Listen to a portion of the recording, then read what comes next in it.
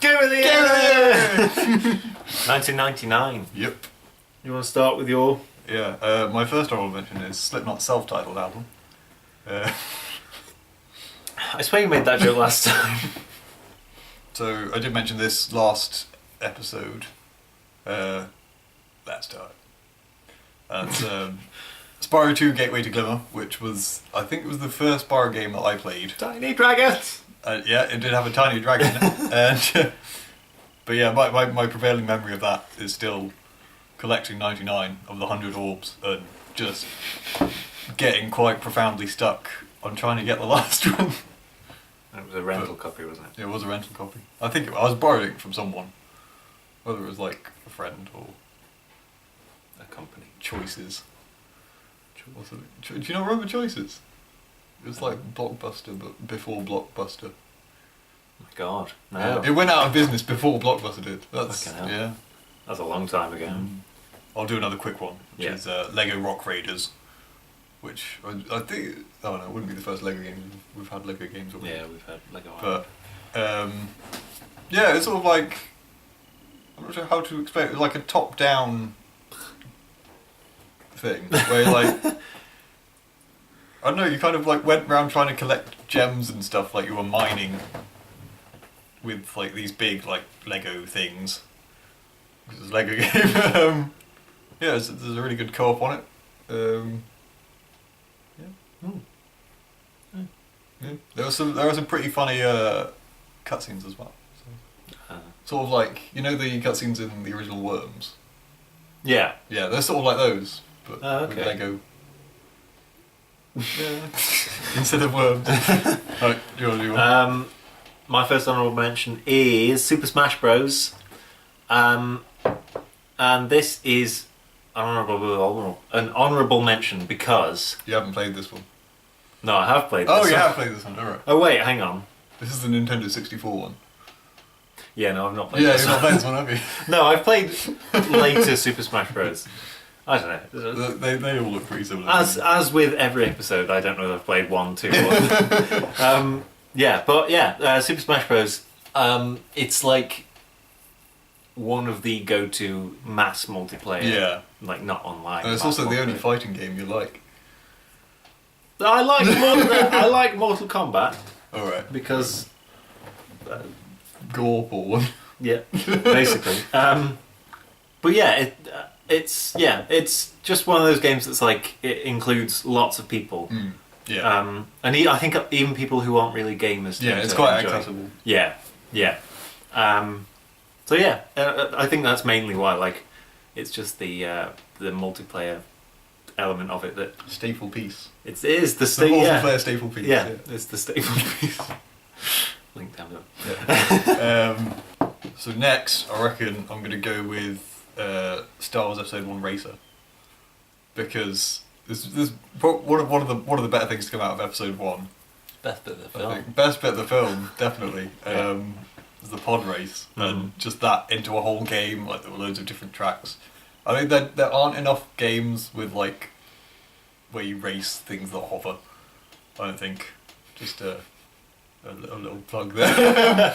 If you wish to play. But no, I feel like there was like a time like around like the late 90s where like Star Wars was coming out. There were like loads of PS1 games that I can think of where you had like flying cars that you race, like Wipeout, for example. That In Burnout. no, I actually mean Wipeout. Like, there's Wipeout. There's a game called Dodge Marina. Probably some other ones. As Dodge well. Marina. Dodge Marina. Oh, as in an arena of Dodgers, but like it was more like hockey, but with hover cars than Dodgems. But it was good. But it hovered anyway. That's the point. Yeah. There aren't enough racing games that aren't either Mario Kart or like super serious and just normal boring cars. And Pod Racer was something with like hover stuff in cool places because it was Star Wars. So yeah. Yeah. Joe, shall I do another one? Yeah, go on. Because I've Yeah. got more than you. Got it. Yeah. I'll do this one because we both played it. We've played the multiplayer. System Shock 2. Yeah. Of course, precursor of Bioshock, sort of. in a weird way. Not played that. I've not really played a great deal of it. Yeah. But what I have played is it's fun and it's very good at kind of keeping you on edge. Like, yeah, it's very I kind of feel nervous when I'm playing it. Like there was one time in it where I accidentally set off an alarm and I started panicking and like there was a zombie monster thing coming straight for me, and because like the inventory system is so bloody complicated, I was just like, where are all of my weapons? I got killed because I was fumbling around in my inventory, and I just love that the game kind of had systems that allowed that to happen. I You just imagine you like in real, like say that happened in real life. You just point out a banana and be like, no, and, like throwing that. Oh no! Zounds, I haven't done. Yeah, and it's got monkeys with zoopity boos. It's got monkeys with zoopity boos. Yeah. The thing I liked about System Shock is it's very sci-fi, but not in a kind of cliche way. It just does sci-fi well, I think.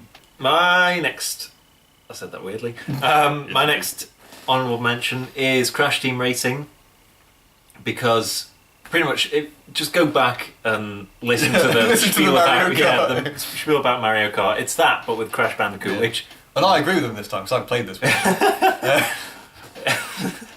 And you can play it with a control that was designed to be used by humans. Yeah. And it's got Crash Bandicoot in it, which, as we know, is a staple piece. Yep. And didn't have like a kind of like an open world bit in between the races. I seem to remember that anyway. I don't remember that, but it could well have been. I don't remember playing a lot of it, but I do remember playing it, possibly at a friend's house. Yeah. I'm pretty sure it had like it was good fun anyway, and had quite a good like battle mode as well. Yeah. So my last honourable mention is something I'd very much like to play again. But it's Pokemon Red or Blue by Red. Did you have like the first generation of Pokemon games? I did, and I can't remember which I had. Okay. I had a different one. It wasn't red or blue. It was yellow. It was like sparkly. And I know it was a limited edition-y thing. Was it crystal or like gold or silver? No. I can't remember what it was. I remember the actual game being sparkly, but I don't know what it was. It was on. Do you mean the cartridge? Or When the screen lit up, the screen sparkled. I think there might have been something wrong with your Game Boy. It's like the Ark of the Covenant. You just turn it on and it's like, oh! The Nazis melting. And you catch Mewtwo and your Felsmates. Your Felsmates. Your face melts. Yep. Oh, brilliant. But yeah, I mean, it's Pokemon. Yeah. I want, like, the amount I've genuinely thought about just buying a 3DS and Pokemon just to play Pokemon again is concerning for an adult man. Yeah, but let's face it, it's something we're going to do. We are probably going to do it. Yeah. But I mean, yeah. But I mean, the formula's not really changed that much. No. But I think... it's a good formula. Yeah, I was going to say... It doesn't need to have been changed that much. Like, I mean, later on they brought in battles where you could have 2 Pokemon on each side, and that was really cool, but... Yeah, if it ain't broke, don't fix it. Yeah. And they haven't. My first contender, although these are really just honourable mentions that I felt were considerably better than the other honourable mentions. A medium column. Yeah. Have you seen some of my ones for later on? Yeah. But the first one is Ape Escape, which was another game I borrowed. Wasn't a generous demo. It wasn't a generous demo. I've moved on from demos by the end of the 90s. I'm onto just borrowing things. But I really struggled with it initially because you needed analog sticks to play it, and up until that point I'd been very favourable of using the directional buttons. Yeah. Because I think to begin with, most games were designed to be played with the directional buttons. It's sort of more with the PS2 that the analog sticks became more dominant.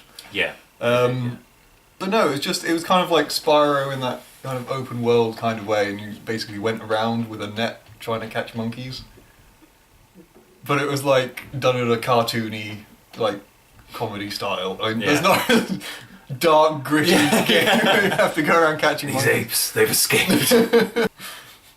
But I mean, and like as you went through the game, you'd like get more items and like gadgets, which would let you go to places where you couldn't reach before to catch monkeys that you could maybe see but you couldn't reach and things like that. And yeah, this is really good, and lots of different kinds of areas, things like that. It's a good one. The next one is Jade Cocoon, which is it's kind of like if Pokemon was like if someone did like a gritty reboot of Pokemon and made it weird and dark, that would be Jade Cocoon. Okay. And made it sort of more anime. Is that possible? Like, you know the Star Wars TIE Fighter thing? Yeah. Like, that's not like Pokemon, but it's very anime. Yeah. Like, kind of more like that. Okay. But yeah. But no, it was really weird. I mean, you essentially went round capturing like monsters and then getting them to fight for you. But like, yeah. Sorry, are we talking about Pokemon? But I mean, you could fight as well, and like the goal was to, like, if your monsters were all like fainted, like as long as you were alive, that was okay, and you could like buy weapons and stuff. So you like carried a sword and things like that. So it was like if you could fight Pokemon yourself as well, which is kind of dark. Yeah. And then there was also this mechanic where you could like merge two together and create like sort of dark a super one, and it was really cool. And like there were different elemental powers, and I managed to get one which like had all four of the elements in it. And I was just like, this is the coolest thing ever. And I just called it 4. Original name. Yeah. Basically, I never really upgraded it past that point, so it was really crap. So I could never get past like towards the end. Yeah. But I was like, well, I wasn't 5, but I was young. But yeah, I'd love to play that again. Not as much as Pokemon. Well, Pokemon I can dream of playing again, but Jade Cocoon, like, it's difficult to track down a PS1 copy for it. So. Yeah.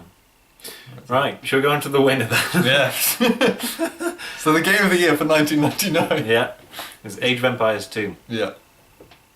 Which... Yeah, it's just...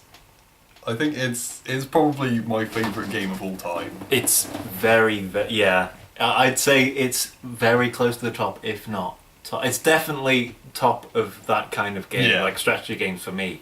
That is just... I mean, that and Age of Empires 3 is difficult to choose from. I would say Age of Empires 2 just because I've played it longer and I've kind of had more experience of the multiplayer of it. Like, Age of Empires 3, I hadn't played multiplayer until we were playing it. But Age of Empires 2, I've been playing multiplayer since... I don't know. Since fetal time. Yeah. Like, before it came out, I was playing it. But no, the first time I played it, it was actually a generous demo. Fucking hell. But I mean, cause I'd played Age of Empires 1, and I mean, it's kind of... it sounds stupid, but the thing I really liked about it was that you could build walls and put gates in the walls. Because in Age of Empires 1 you can't build gates, because they just didn't have gates, but like... So you had to leave a hole in the wall. Yeah. But with Age of Empires 2, you could like build this like walled city, and I really like that about it. Yeah, it's good. I mean, originally I was more into the kind of the city building element of it than I was into like the actual warfare bit, which is why I wasn't really very good at it.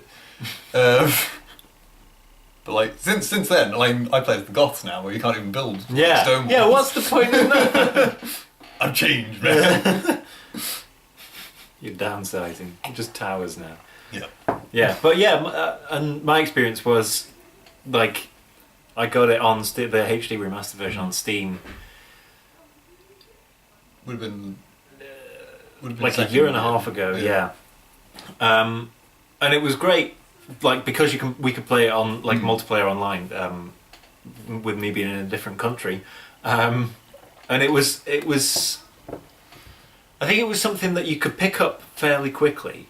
Yeah. But you could, like, even if you picked it up, there was still that little bit more that you could always do because, like, I think especially with the AI like build up as well, you definitely need to practice and practice. A fucking sharp build up. It is. It's more of a cliff than a curve.